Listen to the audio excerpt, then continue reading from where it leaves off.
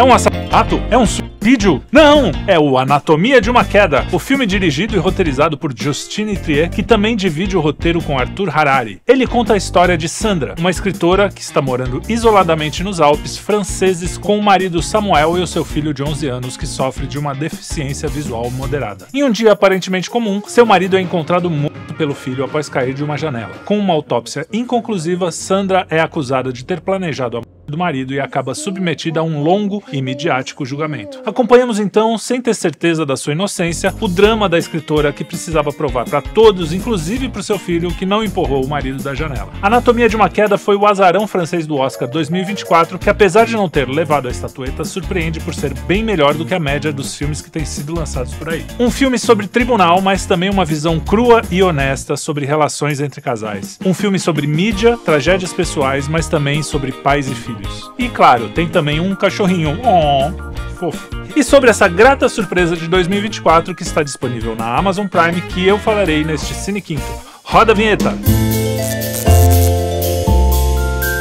Antes de continuar, eu devo avisar que este programa contém spoilers e se você decidir seguir é por sua conta e risco, beleza?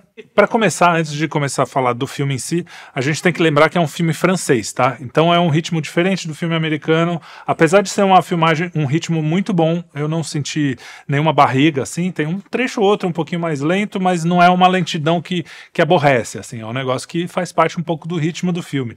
Então eu já gosto disso. Ele começa com uma cena bem trivial, a escritora, a Sandra, né? Ela tá conversando com uma menina, meio que uma entrevista, e aí enquanto elas estão fazendo a entrevista, a gente ouve uma música altíssima e que deixa uma tensão no ar. Isso é muito legal. As coisas não faladas no filme são muito boas, assim. Então a música deixa uma tensão no ar e aí fica aquela coisa, ela fala, putz, eu acho que a gente não vai conseguir terminar a entrevista, sabe como é que é? Meu marido quando trabalha, ele fica assim, o marido tá fazendo uma reforma no sótão e aí ele faz aquele barulho de coisa batendo, então é uma situação que não acontece quase nada, acontece só esse tipo de coisa, mas não tem ação, sabe? Mas deixa o filme, já começa com uma tensãozinha assim, esquisita. Bom, a moça vai embora, fala, outro dia então a gente conversa, faz essa entrevista, e quando ela sai, corta pro menino, o filho, né, que eu falei, ele tem uma deficiência visual leve, quer dizer, média, né, moderada, vamos dizer. E aí ele tá passeando, e quando ele volta do passeio, a gente só vê o corpo do pai dele estendido no chão. Aí a gente percebe que aconteceu uma tragédia, só que não sabe o quê.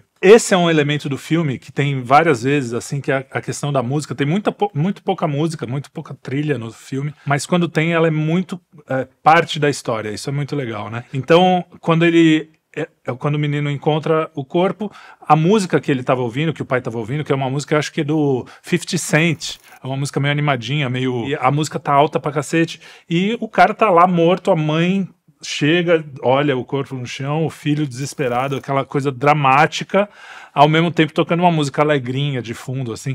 É muito legal esse tipo de coisa que a diretora faz e que deixa o filme com um saborzinho, assim, de coisa interessante, sabe? Que você não vê mais tanto nos filmes de Hollywood. O que a gente vê normalmente, a gente falou do Fallout na semana passada, que é um negócio legal, até divertidinho, não é nada, assim, de outro mundo. Mas mesmo as cenas mais interessantes nesse sentido de narrativa, que o cara tá lá metralhando todo mundo ou arrancando o olho, não sei o quê, com uma musiquinha dos anos 50 de fundo, é uma coisa que você meio que já viu em algum lugar, sabe? Nesse caso eu achei que o filme é bem diferente, assim, é um filme legal. Mas não é... A forma dele não chama atenção, isso é muito bacana também. Mas aí o que acontece? Agora que a história começa mesmo. O menino encontra o corpo do pai, a mãe também, e a gente vê a cena da autópsia e o médico fala assim, olha, só que é o seguinte, não dá pra saber se essa batida na cabeça dele foi quando caiu no chão ou se a batida aconteceu antes. Então ela começa a ser investigada, começa primeiro como uma coisa meio light assim, mas depois começa a ser investigada como a mais importante suspeita do assassinato, se é que foi assassinato. E aí ela chama um advogado e a tese deles é de suicídio, obviamente, e o promotor vai tentar falar que foi um assassinato. Aí que a história começa a acontecer e a gente tem tantos aspectos na história, assim, que eu acho que isso é que faz do filme um filme muito rico. E ele consegue comentar sobre esses aspectos de um jeito legal e até profundo, assim. A primeira coisa é a questão da justiça, né? A justiça, ela nunca consegue saber exatamente o que aconteceu. A gente falou sobre isso no filme 12 Homens e uma Sentença, que tá aqui no Cine Quinto também, se você quiser olhar, que a justiça, ela vai ser sempre um pouco imperfeita, né? Você não tem como voltar no tempo e ver exatamente o que aconteceu. A não ser que tenham coisas muito claras, provas realmente contundentes, sei lá, às vezes filmagens e coisas assim, você não vai saber exatamente o que aconteceu. E mesmo assim, as intenções de cada personagem, no caso de filme, né? Mas aqui mesmo na vida real, as intenções das pessoas, você não tem como medir isso, né? Então, uma das coisas que o filme coloca é a justiça como essa coisa fria, né? Como essa frieza. A gente tá lá vendo uma mulher, que é uma mulher aparentemente amorosa, comum, com o tempo, isso também é uma coisa legal, a história vai se desenrolando e você mesmo vai mudando de ideia conforme a coisa vai acontecendo. Na verdade, eu sempre tive a minha opinião sobre se ela tinha sido culpada ou não, mas muita gente falou, depois eu conversei sobre o filme, ficou na dúvida, ia e voltava tal. E eu tenho a minha opinião, depois eu vou explicar por que eu tive a minha opinião sobre ela ser inocente. A questão é que, muitas vezes, até durante o filme, ela fala, cara, vocês estão vendo essas provas, por exemplo, uma briga que a gente teve que foi gravada, que o cara gravou 2 dias antes dele morrer, ele gravou uma briga entre os dois, uma lembrança que ela teve, mas ela só lembrou uma semana depois, ou 2 dias depois, sabe, esse tipo de coisa, que são coisas da vida, e a gente sabe que pode acontecer, ou então ela ficou com medo de falar uma coisa que ela soube que aconteceu, mas não porque ela era culpada, mas porque ela falou, isso é uma coisa que ninguém vai saber mesmo, e isso não vai ter problema nenhum, só vai me ferrar, então eu não vou contar. Esse tipo de coisa que a justiça não consegue resolver, e a gente nunca vai resolver. E é como eu falei no filme 12 Homens e uma Sentença, a vida é assim mesmo, a gente não tem a resposta para tudo. E às vezes a gente tem que... A dificuldade é a gente assumir que realmente a gente não vai ter resposta para tudo. Esse filme, eu vou agora começar a dar os spoilers mais sérios, tá bom? O grande caso... Tudo o que acontece na vida dela partiu de um trauma, tá? Do trauma que foi o acidente que causou a cegueira do filho. O filho tem por volta de 10, 11 anos e o pai um dia foi... pelo que eu entendi, minha memória é péssima, mas é mais ou menos assim. Por alguma negligência do pai que não foi buscar ele na escola, deixou a babá aí.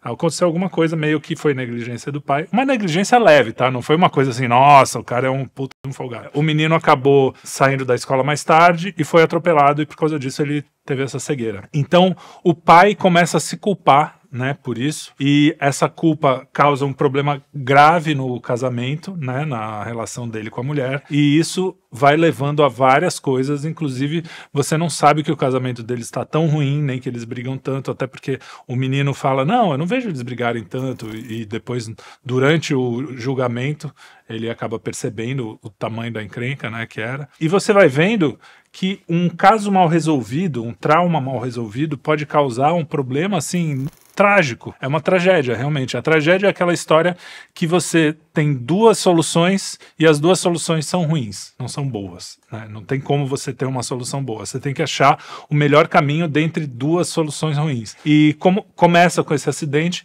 e depois o cara começa a entrar num ciclo vicioso de autoestima baixa. A própria mulher, inconscientemente ou não, acaba culpando o cara por um tempo e depois, aparentemente, ela supera isso, mas ele não, ele mesmo se culpa.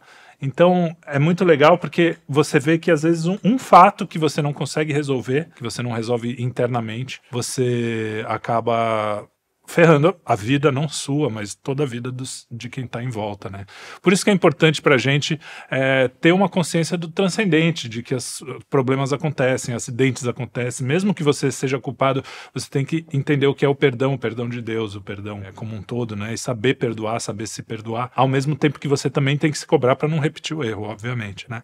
E saber também se arrepender, não só se perdoar, isso também é importante. E aí o filme fala muito, então, sobre essa justiça, porque é um filme basicamente de tribunal. Se você olhar assim, superficialmente, é um filme de tribunal. É a história desse julgamento da Sandra. A justiça, ela busca a verdade. É verdade isso, né? Quando você vê, a justiça busca a verdade. Só que às vezes a gente viu o caso do O.J. Simpson, por exemplo. Muita gente fala que o lance dele foram os advogados que souberam argumentar melhor, não que ele era inocente. Eu não sei porque eu não acompanhei, mas eu estava conversando recentemente e a pessoa fala, cara, realmente ele é culpado. Mas independente disso ou não, muitas vezes é o advogado com um melhor argumento ganha, não a verdade, necessariamente. E nesse filme mostra bem, quando o promotor começa a falar com ela, a gente fica com nojo do cara, porque ele não tá buscando muito a verdade, ele tá forçando uma barra, ele chega a pegar trechos do livro dela, coisa de ficção, para comprovar que ela pensa de um jeito X ou Y. Você vai vendo como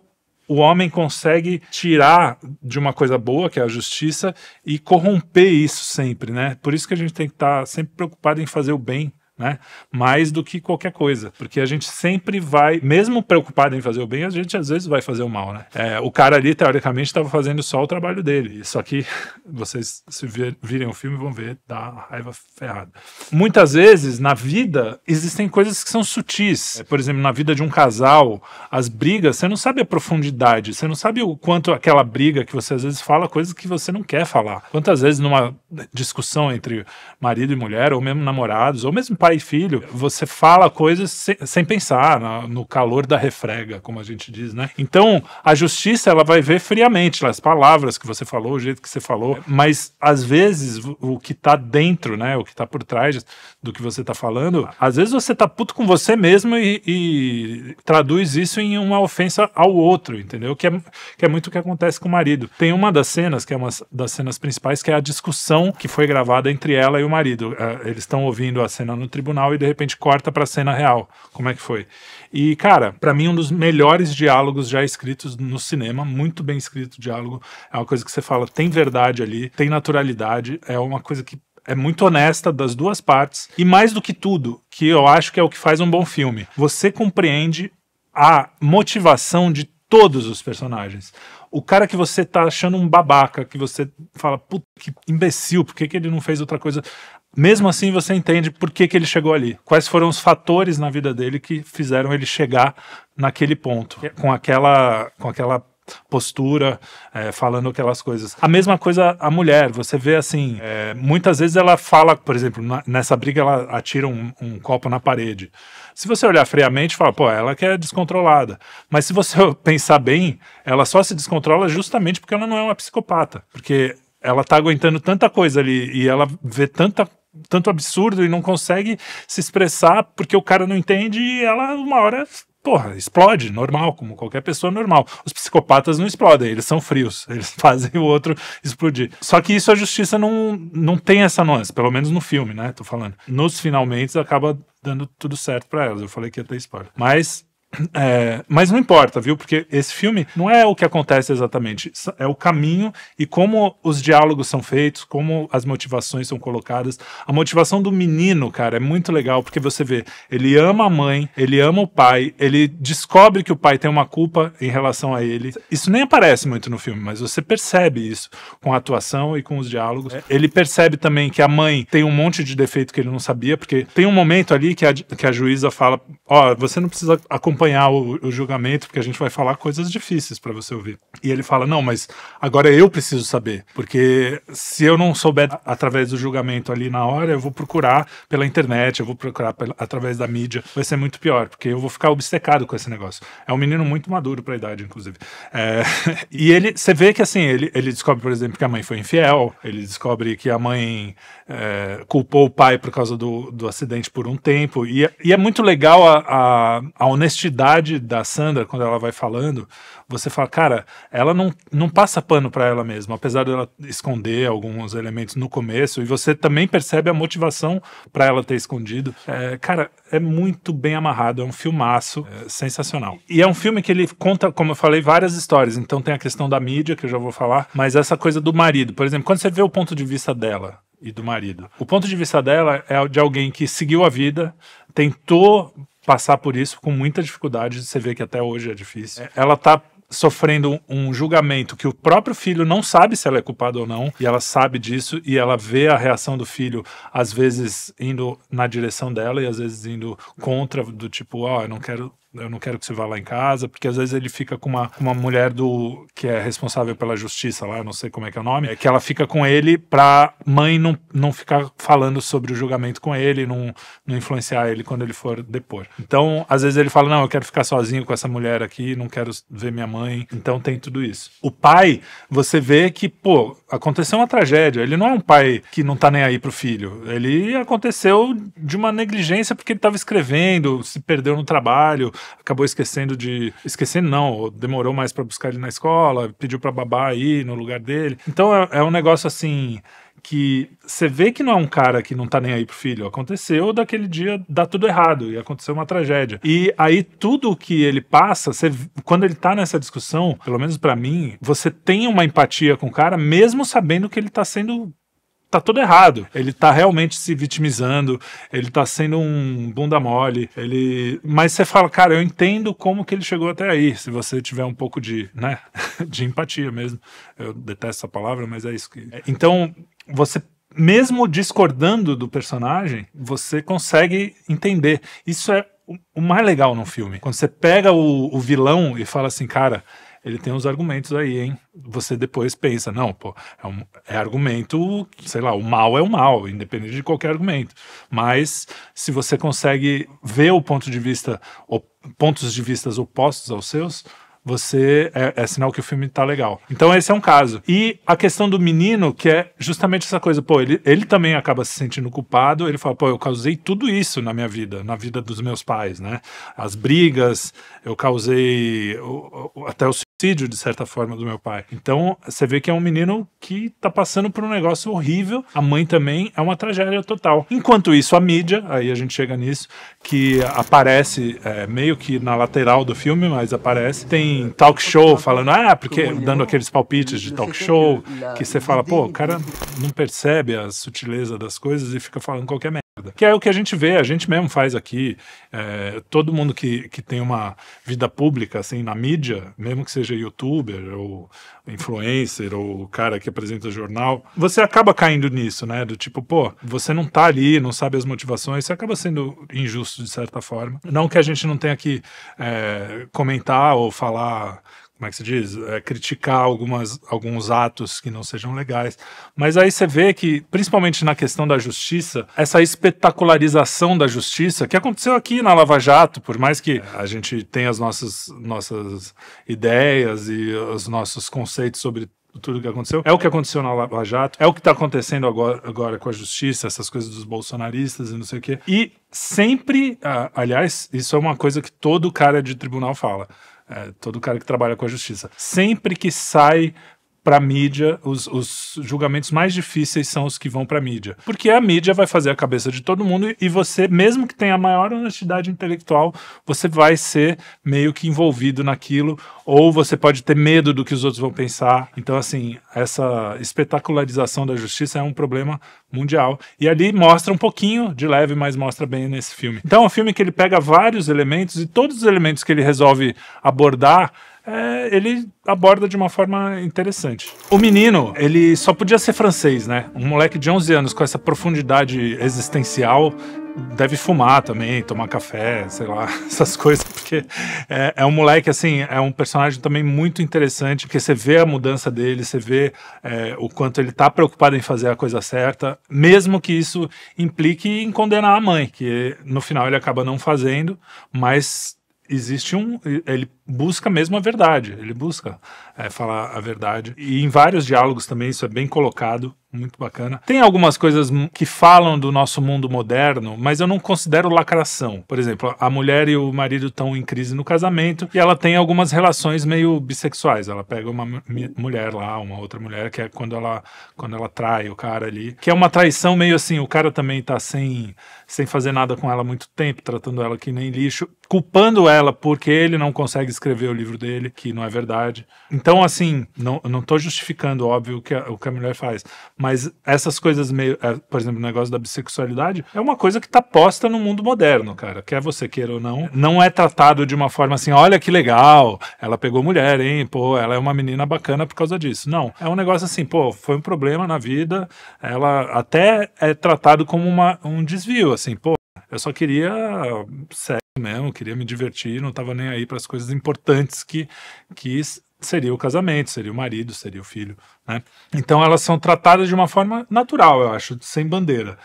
Eu sei que muita gente vai falar, não, mas isso aí é wokeismo, não sei o quê. Cara, são coisas que estão na nossa realidade também.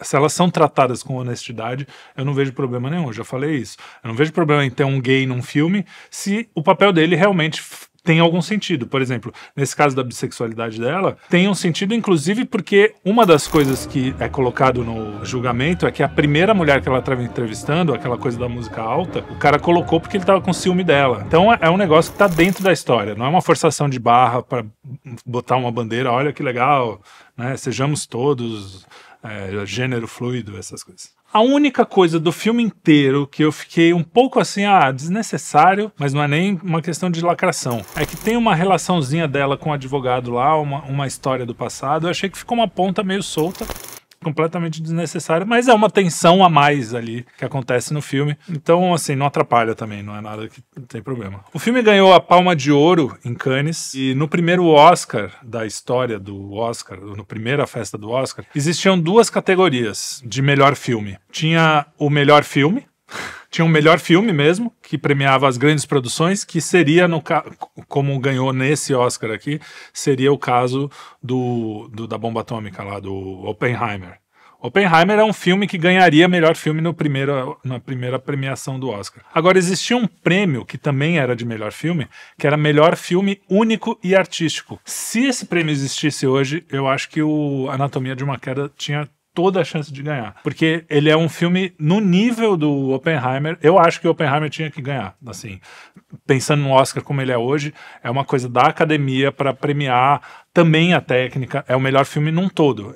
Tecnicamente ele é muito melhor, por exemplo, muito mais inovador do que Anatomia de uma Queda. Então Oppenheimer mereceu. Mas eu acho que seria legal ter um filme assim, um filme artístico, como no caso do Ficção Americana, como foi o caso desse. São filmes que eles não estão no mesmo patamar e nem querem estar no mesmo patamar do blockbuster, do filme foda. Por exemplo, o Titanic, numa questão dessa, ele poderia ganhar o melhor filme e ter um outro filme mais artístico que eu não lembro qual foi no ano, eu não sei se foi Melhor Impossível, ou eu não sei qual filme que concorreu com ele, que é um filme muito melhor, mas ele não tem essas questões técnicas que o Titanic acabou merecendo mesmo sendo um filme um pouquinho menor no sentido de história, de narrativa. Então, só que isso só aconteceu na primeira premiação do Oscar e nunca mais...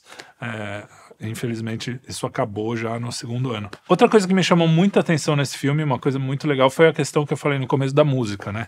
A música, ela tem um papel muito narrativo. Por exemplo, quando tá acontecendo, logo depois que tem a primeira cena, tem os créditos. Na hora do crédito, o menino tá estudando piano. A gente não sabe direito se a música é uma trilha sonora ou se é estudo, depois você descobre que é ele estudando, mas tem uma estranheza ali, ele erra. Só que parece a trilha do filme. Então tem uma coisa assim de forma desse filme que eu achei muito legal e que a gente não vê mais. Faz tempo que eu não vejo um filme que tem um equilíbrio tão bom entre o artístico, né, essa coisa artística, cabeça, sei lá o quê, e um filme realmente que conta uma boa história. Não é assim, eu não tô falando que esse filme é o Poderoso Chefão, tá? Não é um filme assim, caraca, o melhor filme que eu já vi. Mas surpreendeu justamente porque a gente não tem visto mais filmes assim, filme adulto, que fala de temas adultos, que falam de... Foi o que eu falei até do Oppenheimer também, é um filme pra adulto, filme pra... Não é filme Barbie, Marvel, sei lá o quê. É um filme que fala com pessoas que consomem cultura que não é adolescente, entendeu? Não são os adolescentes. Então isso eu acho que é ponto bem positivo. Outra coisa, foi dirigido por uma mulher, escrito por uma mulher e não tem nenhuma lacração também nesse sentido. Ela é honesta, é uma mulher que é feminina, mesmo sendo bissexual. Ela tem as características femininas, que é uma sensibilidade, uma coisa mais assim. O homem é masculino, apesar de ser um homem que tá fraco por causa de todo esse problema, mas não é um cara afeminado no sentido, né, castrado. Ele é castrado, mas pela questão do trauma. Então, assim, eu achei um filme bem legal. Espero que vocês também gostem. Se vocês não viram, assistam e me contem aqui. Ele é um pouco longo, mas você não sente a duração. E a direção, no geral, é muito bem dirigido. Tem uns takes de câmera que são meio por trás, a câmera meio na mão, que também dão um clima perfeito pro filme, dá um clima que é o que ele tem que ter, tem umas cenas do alto, umas coisas muito bacanas. Então, assim, filme que vale a pena, fala um pouco do nosso tempo, desses problemas de casais modernos, de como é difícil a mulher ter que trabalhar, o cara ter que trabalhar, é difícil você ser artista e ter que ter uma ideia e você acreditar naquela ideia, porque, segundo ela, ele nem era ruim, mas ele tinha esse problema justamente por causa do trauma. Então, assim, são várias questões, é um filme cheio de pequenas questões que são mais ou menos aprofundadas e que depois você sai pensando nelas. Então, gostei muito. Nota 7.9 pra você. Eu esqueci de falar do cachorrinho, pô. O cachorrinho é maravilhoso, cara. Eu não sei se foram vários cachorrinhos, mas dizem que deu um trabalho pra ele, pra fazer a parte dele, porque a atuação dele, não sei o quê. Quando eu ouvi isso, eu falei, pô, como assim? A atuação de cachorrinho quer pegar a bola, sei lá, qualquer coisa. Mas realmente ele atua muito bem. Tem uma cena ali que ele precisa atuar mesmo. E o cachorrinho manda muito bem. Palmas para o cachorrinho. É isso aí. Eu espero que vocês também tenham gostado do Cine Quinto e que gostem do filme. Se vocês discordem de mim, podem falar, pô, você é um bobão, não sabe nada. Ou então podem falar que foi legal. Façam o que vocês quiserem, mas falem, comentem, compartilhem, dê joinha e espalhem para todo mundo esse negócio. Aliás, eu vi a crítica no Omelete, às vezes antes de fazer o programa, depois de escrever o que eu penso, eu dou uma olhada nas críticas para ver mais ou menos se tem alguma coisa a falar. O Omelete é engraçado que começou com o cara falando assim, não, foi um filme que pegou o lugar da Greta, não sei o que é a menina do Barbie, no Oscar. Então você vê que na cabeça dos próprios esquerdistas ele já pensa, não, se tem uma mulher lá, tá bom já, não precisa ter duas. E a menina até que tava com ele, feministinha, claro, mas ela falou uma coisa certa, ela falou, como assim? Como roubou o lugar dela? Não pode ter duas, três, quatro? Ah não, se tem uma já tá lá. Enfim, os caras nem percebem, né, o nível. Mas enfim, espero que vocês tenham gostado. Esse foi mais um Cine Quinto, um tipo de filme mais ou menos diferente do que a gente fala aqui, que é bem dessa coisa de diálogo e de trama meio emocional, meio de relações. Mas muito bom. Até o próximo Cine Quinto. Um grande abraço. Queria agradecer aqui o meu querido Eric, que está na câmera, nosso editor. E também agradecer ao nosso querido Davi Mazuca, que está no som. Eu nunca falo, né, dos bastidores. Queria agradecer aos dois e agradecer vocês também que estão nos assistindo. Até o próximo Cine Quinto. Não deixem de assistir o 12 Homens e uma Sentença e os nossos outros Cine Quintos, que são todos muito legais, muito divertidos. Você vai fazer a festa aí na sua casa. Um grande abraço e até a próxima.